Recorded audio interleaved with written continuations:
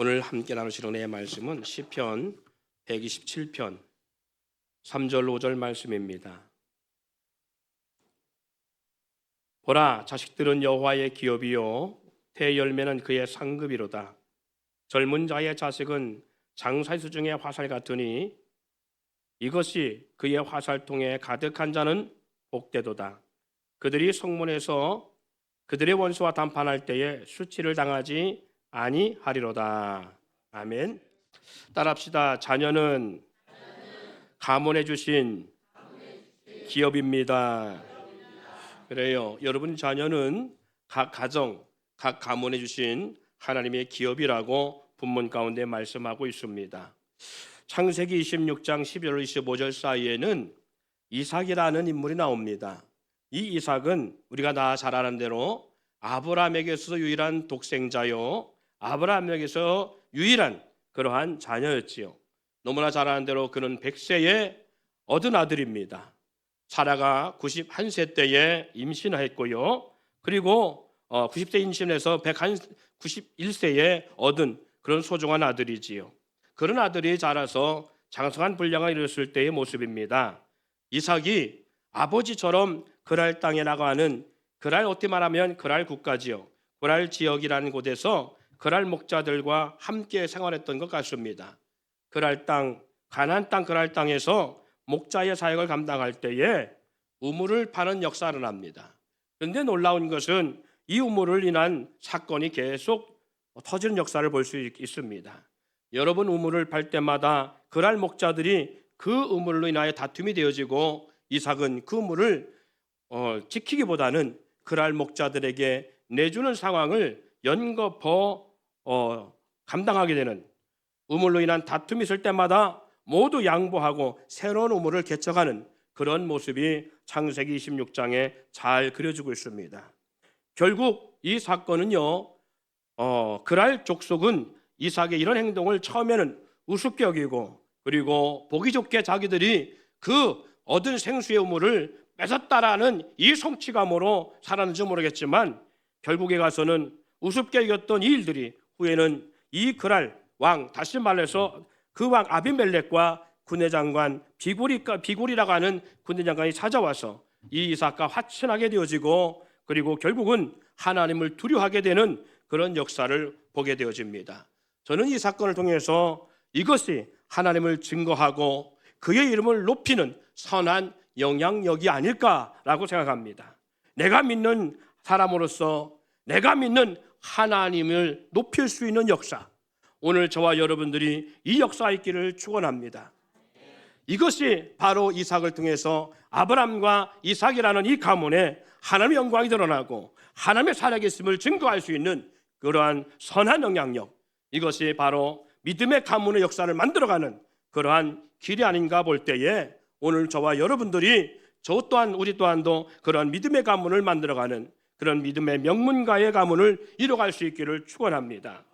그래서 오늘 이 창세기 16장 26절 19절에 보면 이렇게 말씀하고 있지요. 아비멜렉이 그 친구 아우삿과 군대장관 비굴과 더불어 그랄로부터 이삭에게로 온지라. 이삭이 그들에게 이르되 너희가 나를 미워하여 나에게 너희를 떠나게 하였거늘 어찌하여 내게 왔느냐. 그들이 이르되 여호와께서 너와 함께 계심을 우리가 분명히 보았으므로. 뭐라고 기록하고 있다고요? 한번 그 28절 말씀 상반부만 읽어봅시다. 시작. 그들이 이르되 여호와께서 너와 함께 계심을 우리가 분명히 보았으므로. 사랑하는 여러분, 오늘 우리의 믿음의 삶도 이와 같은 삶의 역사가 있어야 됩니다. 아내가 믿음의 남편을 볼 때에, 또 남편이 믿음의 아내를 볼 때에, 자녀가 믿음의 부모를 볼 때에, 또 그리고 일가 친척이나 형제가 볼 때에 믿는 자로서 여호와께서 너와 함께 계심을 우리가 분명히 보았으므로, 이 역사가 있어야 돼요. 왜 우리들의 자녀들이 믿음에 방종할까요? 왜 믿음을 떠날까요? 왜 믿음의 선한 삶을 살지 못할까요? 왜 믿음에서 멀어질까요? 그것은 바로 믿음의 모습을 볼 수 없기 때문일 수 있습니다. 나와 함께하는 사람이 믿는 사람인데 하나님을 믿는 사람으로서 믿음의 모습이 그에게 보여지지 않기 때문이 아닌가. 그래서 나와 함께 하시는 하나님의 역사가 나로부터 드러날 때에 적어도 내 주변에 나를 아는 지인들이 믿는 나를 통해서 내가 너를 보면 하나님이 살아계심을 내가 인정할 수밖에 없다. 오늘 이들은 우상 숭배하는 사람들이었습니다. 하나님을 모르는, 여호와를 모르는 사람들이었습니다. 그 땅에 우상을 숭배하고 있는 사람들이었습니다. 그럼에도 불구하고 이 왕과 군대 장관이 이삭에게 찾아와서 하는 말이, 여호와께서 너와 함께 계심을 우리가 분명히 보았으므로, 그러므로 말미암아 우리와 너희 사이 맹세하여 너와 언약을 맺으리라 말하였다고 말씀합니다. 29절에 이렇게 말하죠. 너는 우리를 해하지 말라. 여러분 누가 더 힘이 셉니까? 나라의 왕이 힘이 셉니까? 한 일개 족속의 힘이 셉니까? 그런데 불구하고 오늘 왕이 군대 장관과 함께 와서 한 일개 족속의 이삭에게 뭐라고 말하냐? 너는 우리를 해하지 말라고 말합니다. 이는 우리가 너를 범하지 아니하고 선한 일만 내게 행하여 내가 평안히 가게 하였습니다. 이제 너는 여호와께 복을 받은 자니라. 사랑하는 여러분, 믿어지지 않아도 이렇게 서로 권면하고 축복했으면 좋겠습니다. 여기 마지막 말씀처럼 너는 여호와께 복을 받은 자니라. 우리 옆에 있는 분에게 서로 그렇게 축복합시다. 당신은 하나님께 복을, 어른한테 너가 뭐요? 옆에 있는 분에게 당신은 여호와께 복을 받은 자입니다. 아닌 것 같아요? 아닌 것 같아도 믿는 역사가 일어나기를 소원합니다. 오늘 이 군대 장관이 그리고 이 아비멜렉이 찾아와서 지금 이삭이 하는 말이, 일개 족속에게 왕이 찾아와서 하는 말이, 우리가 화친하자, 맹약하자. 왜? 그리고 그 맹약의 이유가 뭐냐? 당신이 우리를 해하지 말라는 거예요. 어떻게 그렇게 거꾸로 됐냐고요. 사랑하는 여러분, 그렇게 된 것은 이삭에게는 그와 같은 믿음이 있었다는 것이고, 이삭을 통해서 누가 무엇을 보았다는 얘기입니까? 너와 함께 하신 하나님을 보았다라는 거예요. 사랑하는 여러분, 중동 지역의 우물 형태는 두 가지의 의미를 가지고 있습니다. 첫 번째는 담수물이 있고요, 그리고 깊은 샘을 파서 생수를 얻게 되는 샘물의 우물이 있습니다. 땅을 파서 비를 담아두는 담수의 역할은 그렇게 깊이 파질 않습니다. 적어도 깊어봐야 5m, 그렇지 않으면 10m, 깊어봐야 그 정도예요. 한 5m 정도 파서 비가 왔을 때 그 비를 담아두었다가 그 물을 쓰는 것이 담수물이고요. 이 담수물의 사건 역사를 보면 어떤 사건이 있느냐면, 우리가 잘 아는 대로 요셉이라는 인물을 알지요. 형들에게 미움받아서 아버지 심부름 갔던 요셉이 형들에게 미움받아서 우물에 1,000원 받았을 때에 그 우물이 바로 담수물입니다. 그래서 그 우물에는 물이 없었기 때문에 라고 말하지요. 물이 없었기 때문에 요셉은 그 우물에 던져짐을 받았는데 죽지 않았습니다. 그리고 그 후에 미디안 사인에게 팔려가지요. 이것이 담수물입니다. 담수우물. 그런가 하면 깊이 샘을 파는 우물이 있는데 적게는 30m에서 깊게는 100m까지 파들어갑니다. 그러니까 우리 이 물이 많은 한국 땅에도 깊이 시추를 내려서 적어도 몇십 미터를 파고 내려가야 생수를 발견할 수 있고 그리고 물을 얻을 수 있는데, 중동 지역은 메마른 땅이기 때문에 물을 쉽게 얻을 수가 없어요. 그리고 한 번 바닥에서 그 판 곳에서 100% 물을 얻는다는 보장이 없습니다. 그런데 시간 들여, 물질 들여, 노동력 들여서 그렇게 많은 비용을 들여서 우물을 파요. 적어도 30m에서 50m, 100m 가깝게 우물을 파서야 비로소 얻게 되는 생수인데에 한 번도 두 번도 아니고 여러 번씩이나 이삭은 그 우물을 파는 역사를 번복하게 되지요. 생수를 얻게 되어지면 그랄 목자들과 다투게 되어지고, 이삭은 그럴 때마다 이 그랄 목자들에게 이 생수에 팠던 우물을 양보하게 되어집니다. 여러분, 힘든 난관의 공사지요. 많은 비용이 들어갑니다. 오랜 시간이 걸립니다. 많은 노동력이 소화될 수 있습니다. 우물을 파다가 자칫 잘못하면 사람의 생명을 잃게 되는 그런 역사도 있습니다.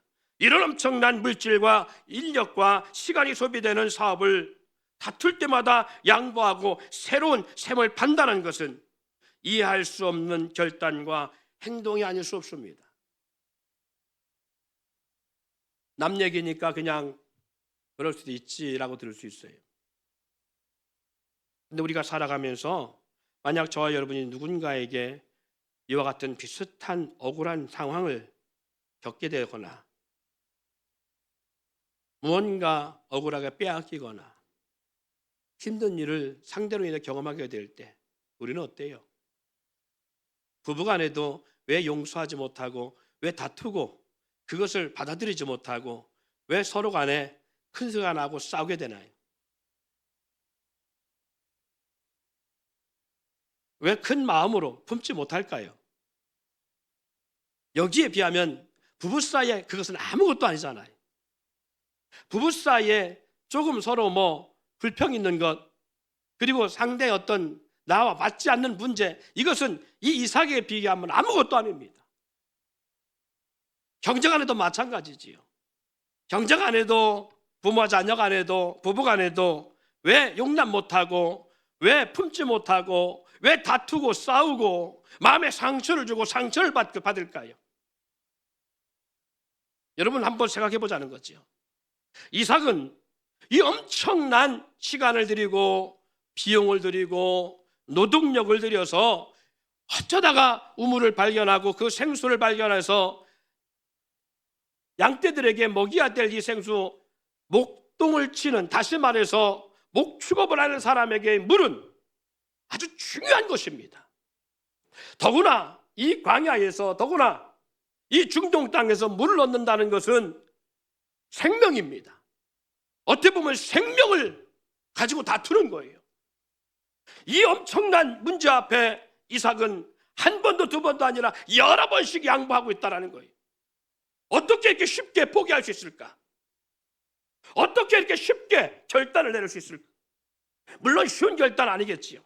그래서 예를 들어보자는 거예요. 만약 저와 여러분들이 누군가 이삭과 비슷한 억울한 상황이 전개된다면 어떻게 하는가? 직장에서나 어떤 사람들의 관계 가운데 누군가 이간이나 간산계략이나 모함을 받게 된다면, 여러분 지난 시간들 가운데 이런 일들을 겪었잖아요. 평탄하게 직장생활만 한 사람은 하고 살았던 인생은 아니잖아요. 이런 일을 겪는다면 억울한 누명이나 그런 상황이 전개되었을 때 믿는 사람으로서 여러분 어떻게 했어요? 사기를 당하거나 억울한 물질적 손해를, 많은 손해를 우리가 본다면 이미 보았던 사람도 있었겠지요. 직장 동료로 인하여서, 사업 파트너로 인하여서, 친구로 인하여서, 심지어는 아내로 인하여서, 하나는 심지어는 남편으로 인하여서, 때로는 자식으로 인하여서 물적 많은 손해를 봤다 생각합시다. 그것도 한 번도 아니라 여러 번씩. 우리 부부간에 그런 게 있잖아요. 뭔가 해결해 줬는데 또 문제가 터지고 또 문제가 터지고 또 문제가 터져요. 그럼 용납이 됩니까? 쉽지 않습니다. 그런가 하면 자녀들이 부모의 마음을 아프게 하거나 부부간 계속 속이는 일들이 빈번하게 일어나거나 이런 일들이 일어난다고 해서 가정해 봅시다. 그럴 때 그래, 그럴 수 있지. 남편이 내가 참아야지, 아내인 내가 참아야지. 그리고 쉽게 포기 되어지고 쉽게 용인하게 되어지고 쉽게 그것을 받아들일 수가 있는가?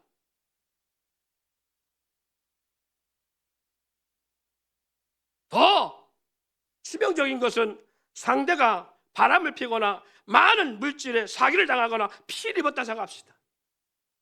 용인할 수 있어요? 자녀가 친구들에게 왕따를 당해서 힘들어하고 학교를 생활을 못하거나 직장생활을 할 수 없는 상황이 계속 일어나는 상황이 벌어진다고 합시다. 내 자녀가 그의 친구들에게 고통을 당하고 있다면 부모로서 우리는 어떻게 그것을 감당해내고 있느냐. 예를 들 것입니다. 이런 같은 일들이 우리 가운데 일어나고 있을 때에 믿는 사람으로서 나는 어떤 행동을 지금까지 해왔는가요?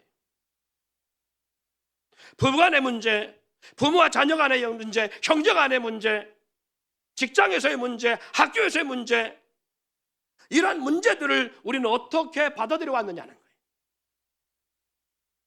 남의 얘기니까 우리는 쉽다 말한 것처럼 이삭은 이거보다 훨씬 더 고통스러운 문제를 당하고 있는 거예요. 오늘날 이삭의 상황을 변증한다면 안 되는 지역에 가서 내가 사업을 해서 잘 됐어요.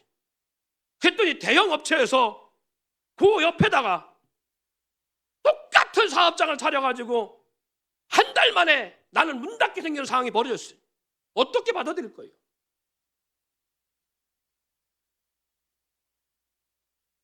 아니면 계약서를 썼는데 부동산에서 이 계약을 상대방과 짜고 써갖고 하루아침에 알거지가 될 상황이 되어 지금 전개된 거예요. 여러분, 이삭에게 주어진 상황은 바로 이런 상황들입니다. 이런 상황이 주었을 때에 나는 어떻게 하느냐는 거예요. 이삭은 한두 번도 아니고 어떻게 이렇게 다투거나 전쟁을 벌이지 않고 참아내며 엄청난 물질과 인력과 시간의 손해를 그렇게 쉽게 관과하고 있었을까? 그 놀라운 사실은 그럼에도 불구하고 매번 생수를 얻는 샘의 근원을 얻게 되어지는 이삭의 이 상황은 또 우리가 어떻게 받아들일 수 있을까? 이삭의 이런 행동과 삶은 저와 여러분에게 무엇을 의미하고 있을까요? 어떻게 이삭이 이렇게 결단할 수 있었고 이렇게 양보할 수 있을까?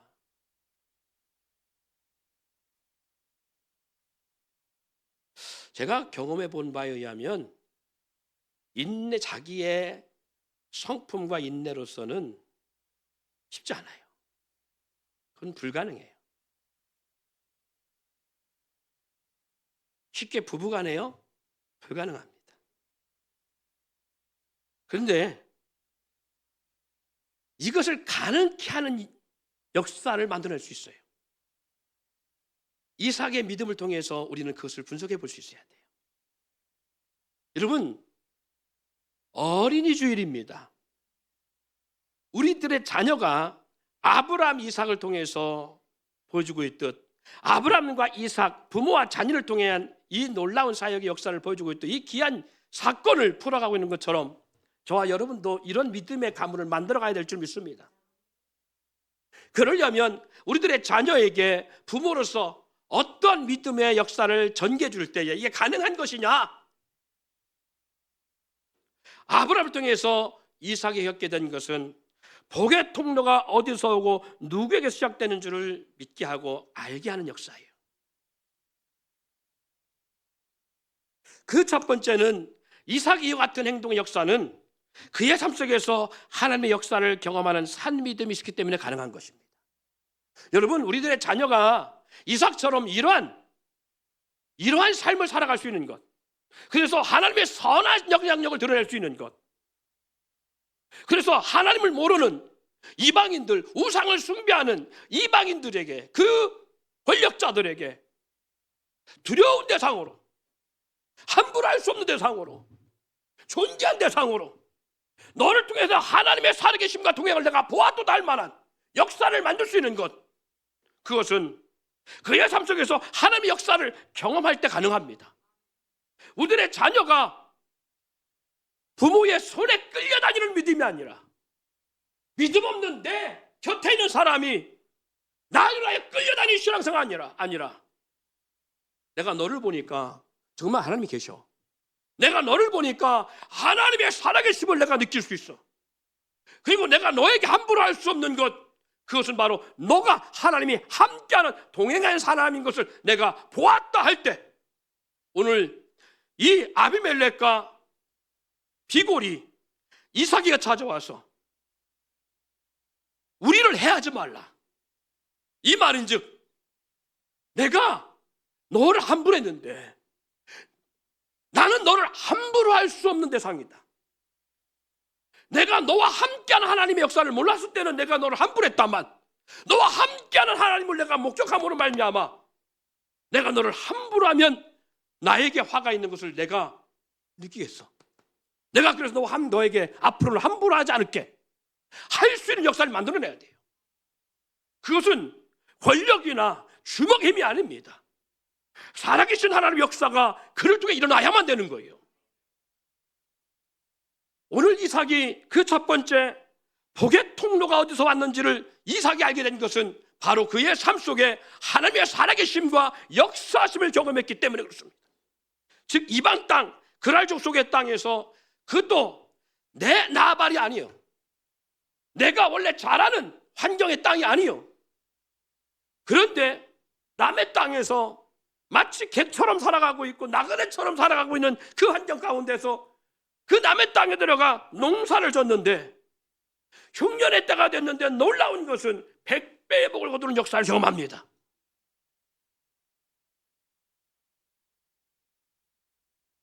여러분, 제가 한번 질문해 볼게요. 이삭의 전공이 뭐였어요? 이삭의 직업, 목축업이지요. 그런데 이삭이 뭐 했다고요? 그렇죠, 농사. 그러면 뭐 한 거예요? 직업 전형한 거죠. 전공을 바꾼 거잖아. 여러분, 내가 갖고 있는 내 전공, 내 재능, 내 능력, 내가 잘하는 것을 바꿔서 한다는 게 쉬운 게 아닙니다. 근데 환경상 어쩔 수 없이 바꾼 거잖아요. 왜? 기근이 들었다는 얘기입니다. 기근이 들어서 농사밖에 할 수 없는 거예요. 목축을 할 수 없는 상황이 된 거예요. 그러니까 물을 파서 그 물을 끌어다가 농사를 할 수밖에 없는, 비가 자주 내려야 목축이 잘 자라서 양떼를 먹이고 먹일 수 있는데, 그것이 아니라 풀을 길러야만이 양떼를 키울 수 있는 그런 농사 역사를 만들어내는 거예요. 채소를 키워야 먹고 살 수 있는 상황이 된 거예요. 지금 내 이삭이 직업 정형한 거예요. 내가 잘하는 직업을 갖고 있는 그걸 한 것이 아니라 그 지역 사람들이 하는 직업을 바꾼 거예요. 그래서 목축업을 하고 있던 사람이 농사를 하는 사람으로 바꾸는 거예요. 그러면 원래 농사를 지었던 사람과 목축업을 하다가 농사로 전향한 사람, 두 사람이 경쟁하면 누가 더 훨씬 더 유리해요? 보나마나 뻔하지요. 원래 농사를 지었던 사람들, 원래 자기 전공한 사람들이 훨씬 잘해요. 사랑하는 여러분, 우리가 세상을 살아갈 때 이렇게 살아가고 있지 않습니까? 저와 여러분들이 세상과 맞짱 뜰 때에 주눅 들고 우리가 낙심하는 이유가 뭐예요? 저는 나보다 돈이 많아, 저는 나보다 저 면에서 훨씬 더 환경을 잘 적응하게, 저 사람은 나보다 저쪽에 더 재능이 많아, 저 사람은 기본적으로 뭔가 구성이 되어 있어, 저 사람은 저쪽에 전문가야, 그런데 나는 처음 생짜야, 아무것도 알지 못하는, 이쪽의 분야에서는 전혀 맹탕이에요.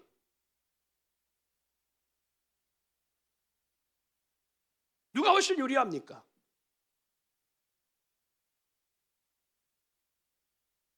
그래서 제가 요즘 많이 하는 기도 제목, 기도의 문구가 있어요.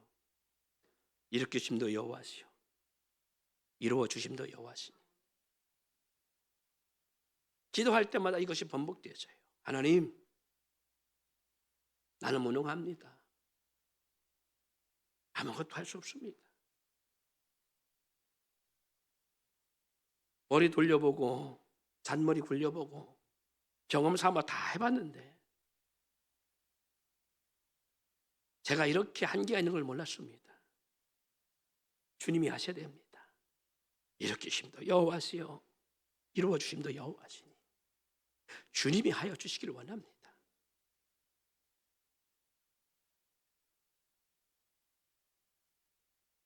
이삭에게는 어떻게 보면 그런 상황이었어요.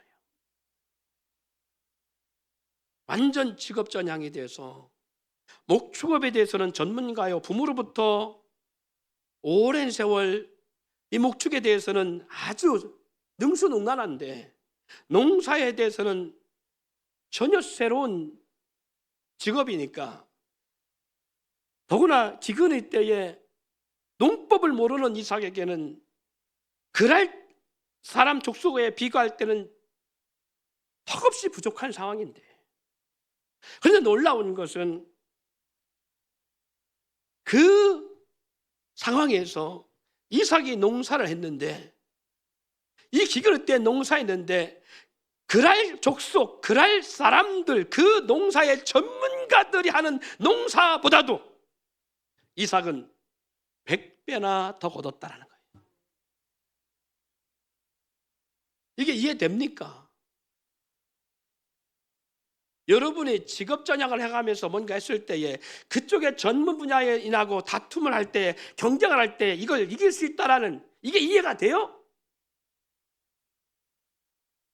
그래서 최선을 다하나 하나님의 일하심을 보여야 돼요. 우리가 최선을 다하나 하나님의 역사하심을 기대하고 하나님의 역사하심을 구해야 되는 거예요.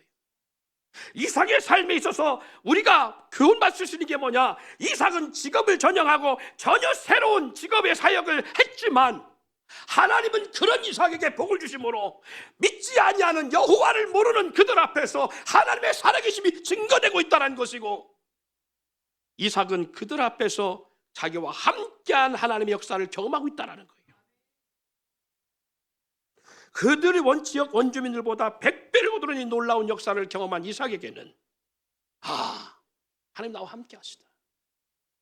여러분, 하나님이 나와 함께 하시다는 걸 언제 경험할 수 있다고요? 내가 할 수 없을 때, 내가 내 힘으로 불가능하다 느껴 할 수 없다는 것을 내가 인지할 때에 하나님이 하시지 아니하면 안 됩니다. 하나님이 역사하셔야 됩니다. 그렇게 하나님 앞에 구하고, 그래서 놀라운 일을 경험했을 때에 우리는 비로소 알아요. 하나님이 나와 함께 하시는구나.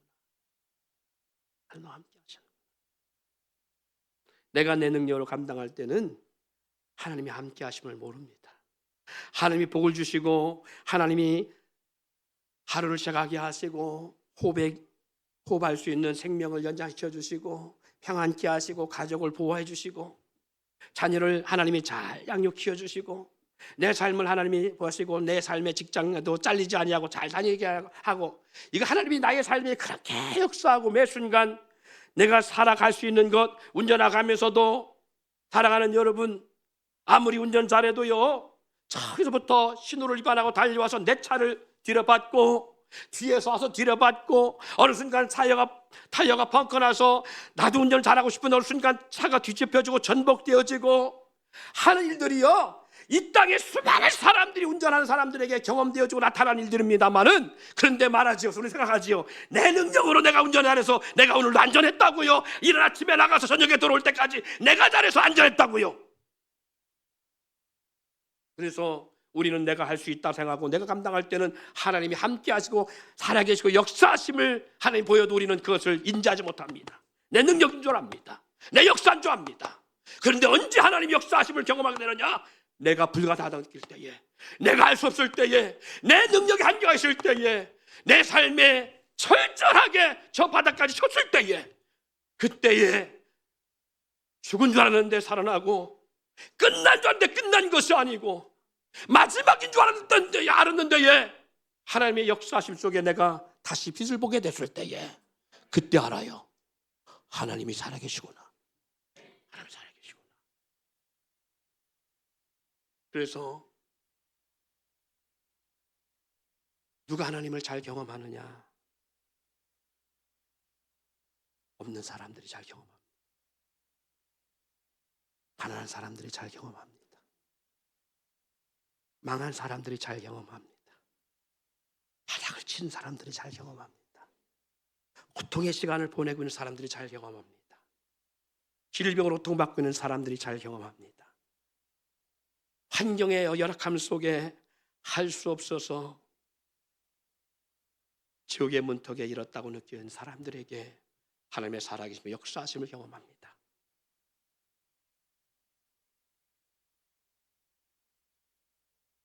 그런 창세기 26장 1절로부터 6절 말씀을 보면요, 우리 한번 본문의 말씀을 읽어봅니다.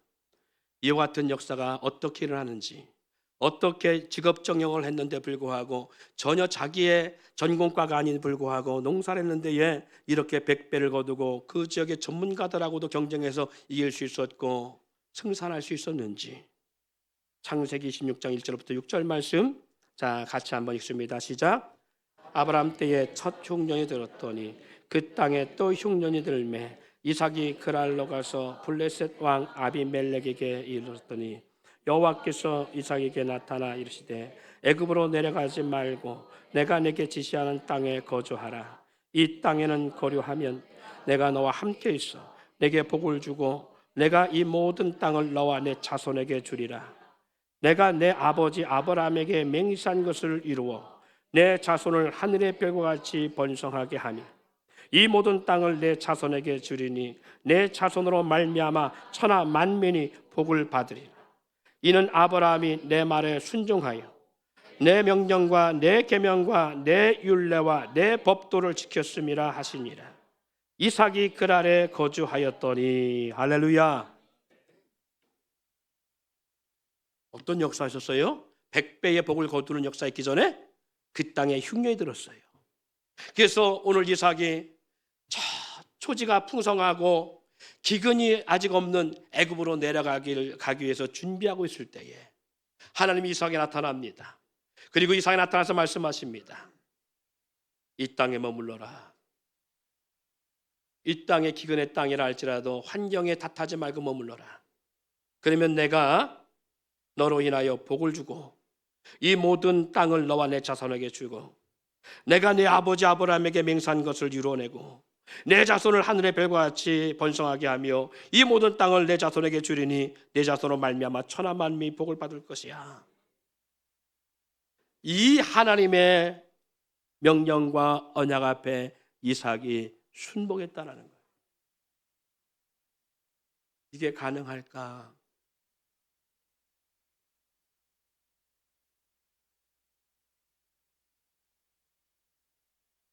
여러분, 육신으로는요, 우리가 안 믿는 세상 사람과 싸울 수 있는 대상이 아닙니다. 사람의 방법, 육신의 방법, 세상의 논리로 우리는 세상과 맞짱떠 이길 수 없습니다.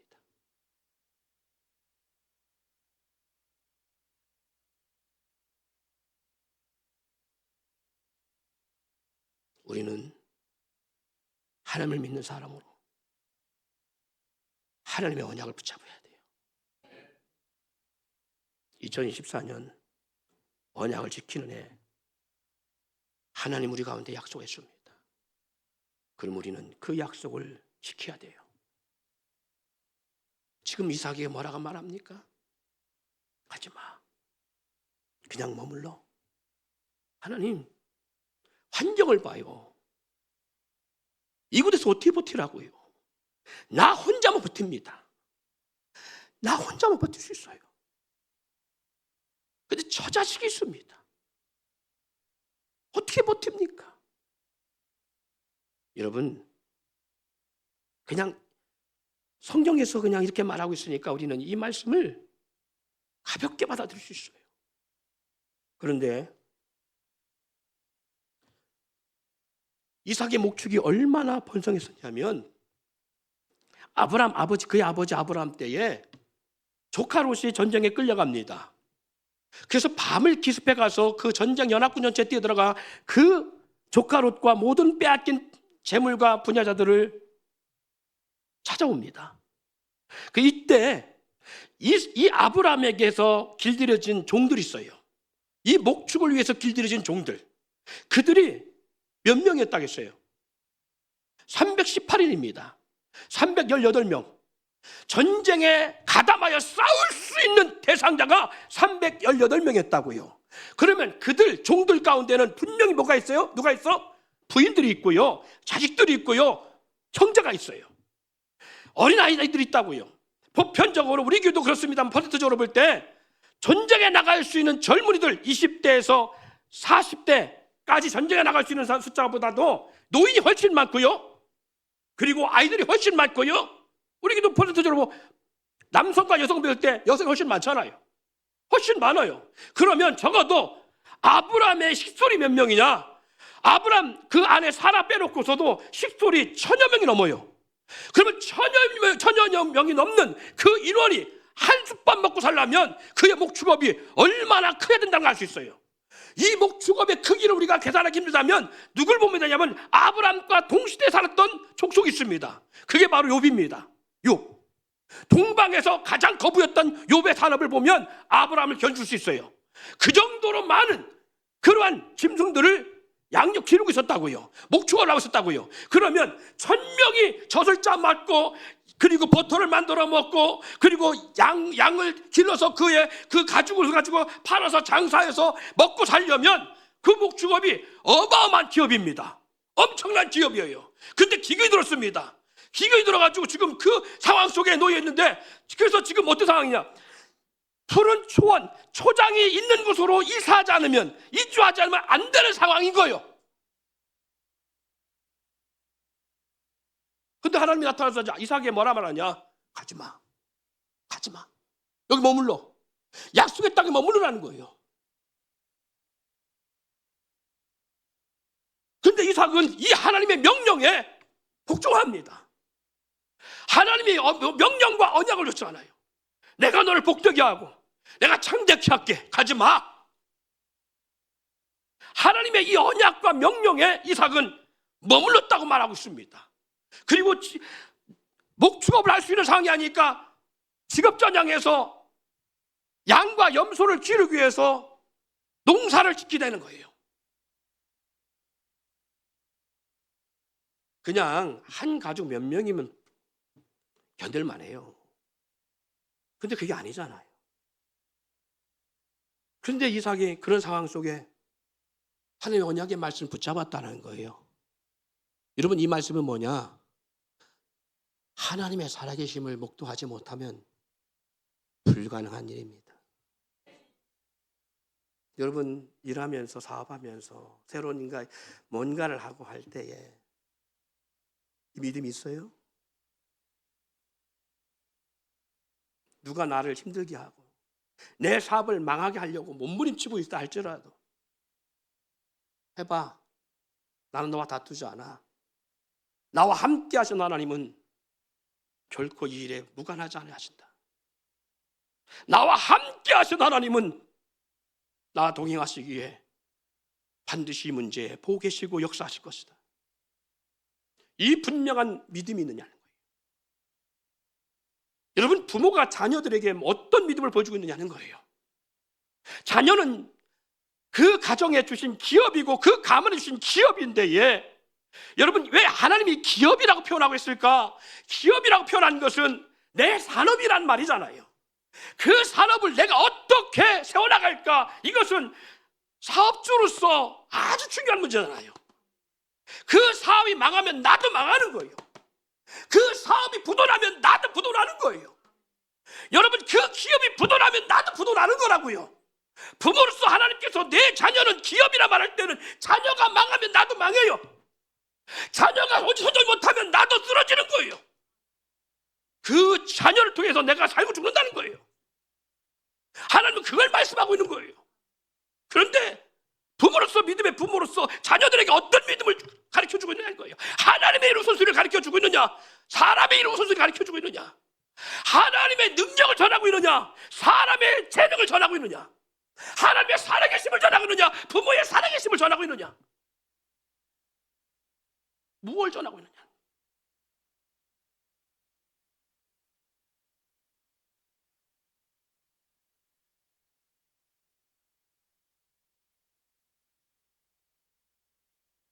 제가 늘 단에서 말합니다. 표현합니다만은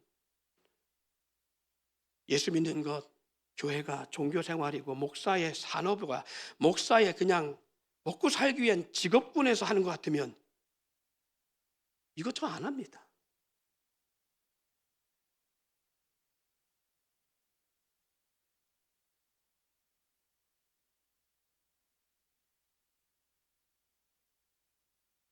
하나님이 살아계시면 어떻게 이럴 수 있어?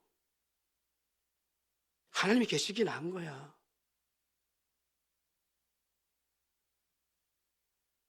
하나님이 계신 거 경험해 봤어요? 하나님의 살아계심을 내가 경험해 봤냐고요.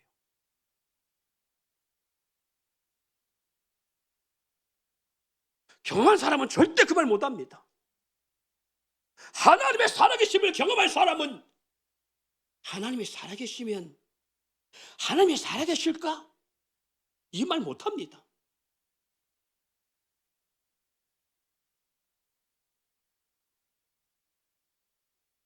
왜 부모가 자녀에게 그 믿음을 자녀가 믿음의 역사를 만들어내지 못할까? 부모가 자녀들 앞에서 한숨쉬며 하는 말이 교회를 갈까 말까? 시간 되면 가고 시간 안 되면 가지 말고, 기분 나쁘면 가지 말고 기분 좋을 때 가고, 예배 생활을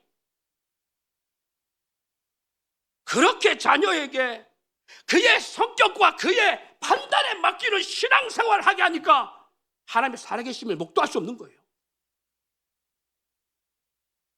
너 하나님 제대로 안 믿으면 하나님이 네 생명 도둑할 수 있어. 그러나 육신의 죽음으로 끝난다면 내가 너 죽고 사는 문제를 내가 가담하지 않겠다. 그러나 내가 너에게 믿음을 강요하는 것은 죽은 후에 천국과 지옥이기 때문이야. 이 본질적 믿음을 전하느냐는 거예요.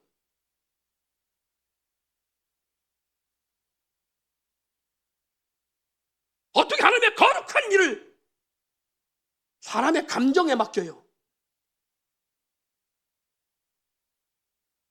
세상의 직업을 갖고 있어도, 남의 사업장에 직원으로 가도 아침에 일어나기 싫어도 일어나야 되고, 하기 싫어도 해야만 되고, 억울하고 분통 터지려도 그 일을 감당하며 3초 던질 이 봉투를 가슴에 꽂고 다니면서도 해야 되는 것, 이것이 먹고 살고자 하는 것인데, 하나님의 일을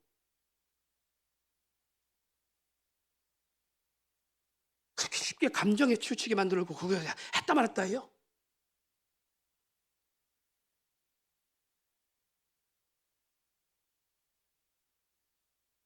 저는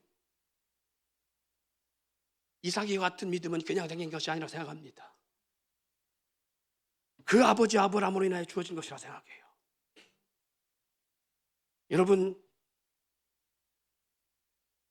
아버지 아브라함의 믿음의 삶을 통해서 경험되어진 역사가 있었기에 오늘 이삭은 그 믿음으로 살아갈 수 있던 거예요. 그것이 뭐냐? 태어날 때부터 그는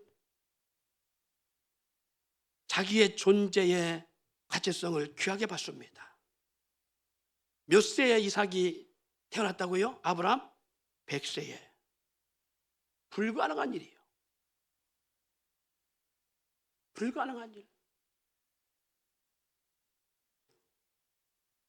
오늘날 죄송합니다만은 여기에 있는 분들이 해당되는 게 아니니까 오해하지 않기 바랍니다. 자식 하나 임신하고서 날 때요, 부모가 그 자식 어떻게 될까 의심되고, 그래서 하여튼 모든 삶을 자식에게 다 해. 옛날에 어른들은 안 그랬어요. 옛날 어른들이 바라다는 게 아닙니다. 남은 낳고 죽으면 죽지. 그리고 자기 할 일 했어요. 근데 오늘날은 이게 막 연거푸 몇 명씩 낳는 게 아니니까 하나 낳고 말해야 되니까 이거 어떻게 될까 막 이래요. 성경의 본문 말씀에 뭐라 하겠어요? 자녀는 그 가정에 주신 기업이고 태열매는 그 가정에 주신 상급이라고요. 다시 말해서 하나님 역사 속에 그 가정에 주시고자 하시면 건강한 자로 나올 수밖에 없고 건강한 자녀로 살아갈 수밖에 없어요. 저희 어머니가 저를 얼마나 귀하게 생각했어요. 아들 하나 가지려고 근순이 낳고 효순이 낳고 그리고 성욱이 낳고 그 주사이에 또 낳고 그 사이에 또 낳고 나도 아들이 아닌 거예요. 5명 낳고서야 겨우 얻은 게 아들이야. 아유, 이게 하나 불안해. 그러니까 밑에 또 낳으려고 낳다 보니까 현숙이 낳고 혜순이 낳고 할렐루야. 낳았다고 이렇게. 조선천에 얼마나 귀하겠냐고. 그런데도요, 부모의 그 애정과 사랑과 관심과 조바심에 못 미쳐요. 제가 죽을 고비를 여러 번 넘겼습니다. 그래서 전 죽는 것에 대한 것이 항상 머릿속에 박혀 있어요. 오늘 죽을 수도 있다. 오늘 죽을 수도 있다. 여러 번 죽을 꿈이 넘기면서 알게 된 게 있어요. 하나님이 보호하지 않으면, 여러분 이 나라의 애국가에도 그런 게 있잖아요. 하나님이 보호하사 우리나라 만세. 하나님이 보호하지 않으면 안 되는 거예요. 여러분 죽음의 문턱을 넘어오지 않은 사람은 내가 내 힘으로 내 생명을 보존하고 내가 잘 살아갈 수 있다 생각한다니까요. 아니요. 죽음의 문턱을 딱 이름을 압니다. 아, 내 생명 내가 내 마음대로 주관할 수 없구나. 부모 힘에 의해 주관될 수 있고 없구나. 그걸 알게 되어져요.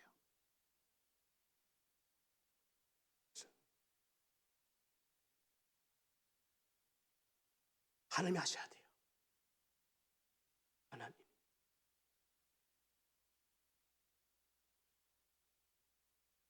이 이삭을 100세 얻고 났을 때에 하나님이 이삭을 불가능한 가운데 뒀으니까 자기 아버지를 보니까 다른 아버지와 아들 모습과는 상이 다르잖아요. 20살, 30살, 40살의 자식을 얻는데 자기 아버지는 100세였으니까 얼마나 늙었겠어요. 우리가 김정한 장로님 연세가 지금 80, 70 중반 후반이시죠? 예. 저기서 30년을 더 해보세요. 25년을 더 해보세요. 그러면 25년 더 하면 얼마나 외모가 어떻게 했어요? 근데 그 파파 할아버지가 아들아 그러고 있어. 이게 가능하냐고. 그 어머니 90이 넘었어요. 이게 가능하냐고요. 그런데 이 불가능한 역사를 만들어내는 게 하나님인데, 그걸 볼 때에 우리 부부에게 너는 불가능한 죽은 몸에서 널 낳았어. 그러니까 너는 하나님의 작품이야. 너는 부모의 작품이 아니라 하나님의 작품이야. 이것을 이삭이 어릴 때부터 보고 자란 거예요. 듣고 자란 거예요.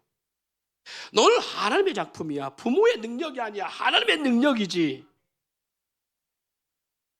여러분 자녀들에게 이 축복합니까? 너는 내가 널 안 낳았어야 되는데 너 낳았어. 이게 아니라 자녀들에게 그 축복 합니까? 너는 하나님의 작품이야.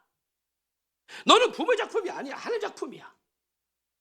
너는 하나님이 하셨어. 지금이라도 해줘요. 졸고 있는 자녀에게 너는 하나님의 작품이야. 네, 빨리 해줘요. 너는 하나님의 작품이야. 하나님이 하셨어요. 하나님이. 여러분 이게 얼마나 중요한 거냐면 삶의 본질을 바꿉니다. 왜 자녀들이 자살하고 왜 자녀들이 삶의 의욕을 잃고 왜 자녀들이 삶을 비관적으로 살아가느냐? 바로 이 분명한 관념의 차이가 있어요. 낳지 말아야 될 걸 낳고 나는 내가 없으면 좋겠고 이런 말들은 자녀에게 죽으라는 거예요. 그런데 이삭은 어릴 때부터 보고 자란 것이 아버지 올 때마다 나는 기적이구나. 나는 기적이구나. 나는 정말 하나님의 역사에서 주어졌구나. 이 분명한 산 믿음, 이게 있어야 되는 거예요. 왜 자녀가 하나님을 떠나느냐? 그런 하나님의 역사하심과 역사를 자녀에게 양육하지 않기 때문에 그래요.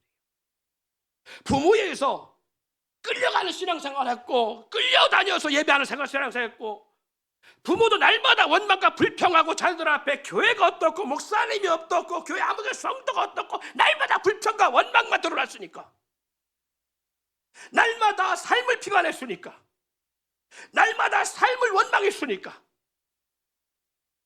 내가 네 남편을 만나고 네 아버지를 만나는 게 천추의 한이다 이런 말들을 시겁지 않게 했으니까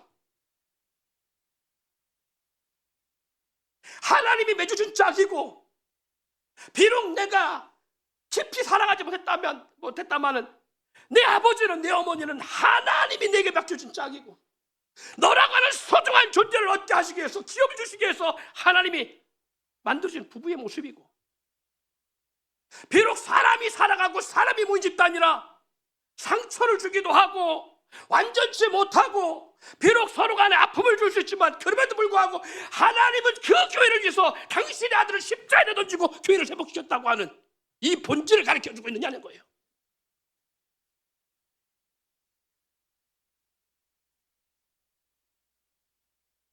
그렇지 못하니까 자녀들이 성장하면 다 떠나가는 거예요.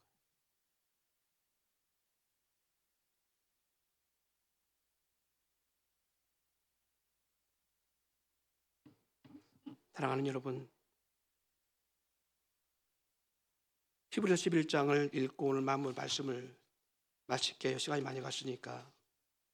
히브리서 11장 17절 19절 말씀 같이 읽습니다. 시작.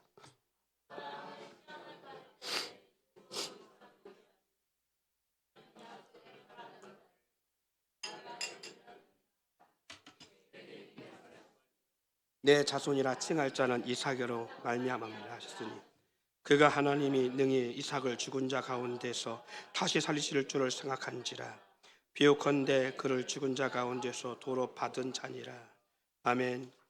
여러분, 13살에서 16살 된 이삭을 하나님의 명령에 의해서 지시한 땅에 가서 그 아들을 번제로 드리는 역사가 있을 때에 여기 16살 이하 되시는 손 좀 들어봐요. 16살 밑에 16살 밑에 은총이 또 지민이 몇 살이야? 19이야? 언제 그렇게 나이 먹었어? 에? 아따야 나이 많이 먹었다. 그래 은총이 하나밖에 없네. 채원이도 그래요. 지금 채원이가 몇 살이야? 딱 18살. 딱 이상의 나이다. 자, 채원아 나와봐라. 16살이니까 딱 나와봐. 마이크 좀 줘봐요. 거기. 무선 마이크라도 줘봐. 나와봐.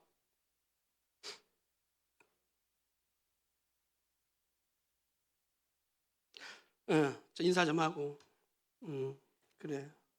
박수 좀 쳐줘요. 인사하는데 박수 안 쳐주고. 채연아, 네가 이삭이라 생각을 한번 해보자.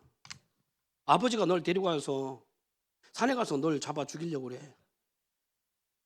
그러면 아버지 마음대로 하세요. 그리고 이제 말씀에 그냥 먹는 대로 그리고 누우면 누운 대로 그냥 있을 수 있냐? 왜 못할 것 같아? 무서워서. 근데 정말 무서워서만 못할까? 네? 무서워서만 못할까? 아버지보다 더 무서워? 죽는 게? 아니, 아버지가 더 무서워? 죽는 게 더 무서워? 죽는 거예요. 죽는 게 더 무서워? 네, 그럼 아버지한테 뭐라 할 거야? 죽이지 말라고. 죽이지 말라고 그냥 그렇게 할 것 같아? 정말? 그럼 한번 오늘 제대로 드려볼까요? 죽이지 마세요. 나 무서워요. 그냥 그럴 것 같아? 네, 소리 지를 거. 그지? 그냥 조금만 그냥 소리 지르는 게 그냥 살려주세요 이게 아닐 거야, 그지? 눈이 돌아가지. 눈 돌아가고 시퍼렇게 변하고 막 약을 쓰고 막 할켜가면 아버지 왜 그래? 막 난리 칠 거야, 그지? 네. 응, 그래요. 왜냐하면 이삭처럼 순종할 수 있으면 어떠한 부모의 명령을 다 따를 수 있어요. 그렇지 않나요? 어떤 명령 무슨 말씀 시키든지 다 따라할 수 있어. 근데 우리 채원이 한 번도 부모님 말씀에 화 안 냈죠? 솔직히 얘기해줘요. 주님 보고 계시니까. 아빠는 말 못한다. 자, 우리 은총이 엄마 아빠 말씀에 100% 순종했지? 아니라고 누나가 그런다. 지금 옆에서 정인이 그런다. 순종이 왜 안 되냐? 자기 감정이 살아있다니. 박수 쳐줘. 들어가줘. 예. 보세요. 근데 이삭은 거기에 아무 한 것도 아니야 하고 아버지가 드리고자 번제로 드리고자 이건 어떠냐 하면 밑에 나무를 놓고요. 위에다가 포박에서 그를 결박해서 놓는데 그냥 놓는 게 아니라 번제라는 것은 목을 자릅니다. 아버지가 칼을 들고 와서 목을 잘라야 돼요. 그래서 목을 자르기 전에 먼저 심장을 찔러 죽여야 되겠죠. 그리고 목을 자르고 손과 발을 자르고 배를 갈라서 내장을 다 끄집어내서 불로 태워 드리는 게 번제야.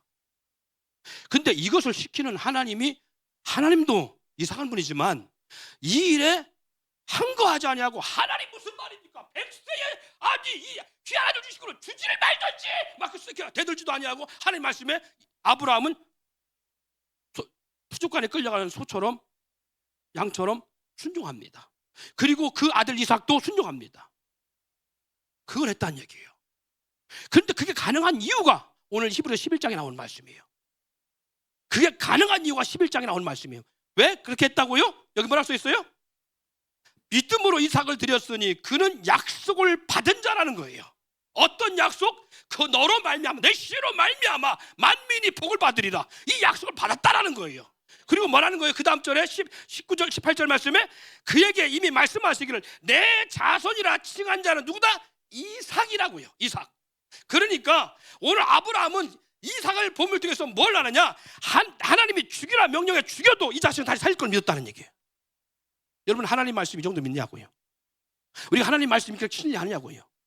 이삭이 떠나지 마, 이 그랄 땅에 머물러 라고 했을 때 기근의 땅에 그 엄청난 식수를 죽는 상황이 파산될 수 있는 상황인데 불구하고 멈출 수 있고 머무를 수 있던 것은 하나님의 말씀을 믿기 때문이에요. 이 믿음이 있느냐는 거예요. 우리 가운데 이 믿음이 있으면 우리 자녀는 대성할 수 있습니다. 세상과 맞닥뜨릴 수 있습니다. 세상이 감당할 수 없는 믿음의 사람으로 살아갈 수 있습니다. 그러나 부모에게 이 믿음이 없다면 자녀도 그 믿음이 없어요. 왜? 자녀는 부모의 거울이니까. 우리들의 부모로서, 우리 부모가 자녀로서 이 믿음을 심어주고 있느냐는 거예요. 아니, 아빠 어떻게 그렇게 저한테 신모하고 있어요? 아빠 어떻게 우리가 지금 내가 당장 굶어 죽게 생겼는데 숟가락만 빨고 있는데 하나님 아실 거야. 나는 하나님 살아계신 믿는다. 이 믿음이 있느냐? 이 믿음이 있어야 될 줄 믿습니다. 이 믿음이 있을 때 자녀가 부모에게 순복할 수 있어요. 가라면 가고 서라면 설 수 있어요. 자녀가 못 견디게 그 감정에 분출시키고 싶고 아버지 엄마의 말에 반항하고 싶어도 하나님의 살아계심이 있기 때문에 못하는 거예요. 이렇게. 그런데 부모에게 그 믿음이 없으니까 자녀가 부모에 순종하지 않아요. 그리고 자녀의 자기 감정과 생각을 그대로 드러나고 살 수밖에 없는 거예요. 부모가 자녀에게 믿음의 본질을 가르쳐주지 않냐고 믿음의 선한 싸움을 싸우지 않는데 어떻게 자녀가 믿음의 선한 싸움을 싸울 수 있어요? 못 싸웁니다.